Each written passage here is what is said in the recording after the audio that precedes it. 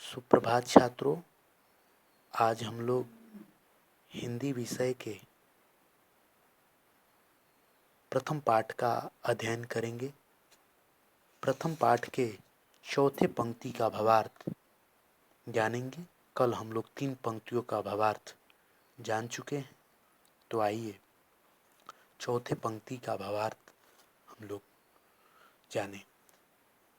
चौथा पंक्ति है, क्या कहती हो ठहरो नारी, संकल्प अरसू जल में अपने, तुम दान कर चुकी पहले ही सोने के शीश अपने।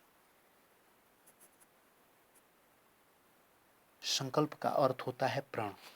अरसू जल मतलब आंसू का जल। जयशंकर प्रसाद जी कह रहे हैं कि श्रद्धा की बातों को सुनकर लज्जा ने कहा कि मुझे तुम्हारी बातों को सुनकर आश्चर्य हो रहा है, क्योंकि तुमने तो पहले ही अपने जीवन की मधुर इच्छा अरसू रूपी जल का संकल्प लेकर दान कर दी है। कहने का तात्पर्य है कि श्रद्धा ने जब मनु से प्रेम किया था, तभी जीवन के समस्त सुख वैभव दान कर दिए। अब मनु के प्रति समर्पित होने या न होने का कोई प्रश्न नहीं। 5वां पंक्ति, नारी तुम केवल श्रद्धा हो, विश्वास रजत नग पग थल में, पीयूष स्रोत सी बहा करो जीवन के सुंदर समतल में। श्रद्धा का अर्थ होता है सम्मान, मान, प्रतिष्ठा। रजत का अर्थ होता है चांदी सा। पीयूष का अर्थ होता है अमृत, और स्रोत का अर्थ होता है उद्गम स्थल।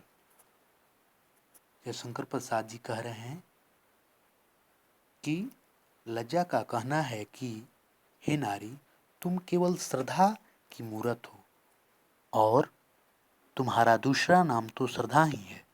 हमेशा पवित्र भावनाओं से पूर्ण रहता है।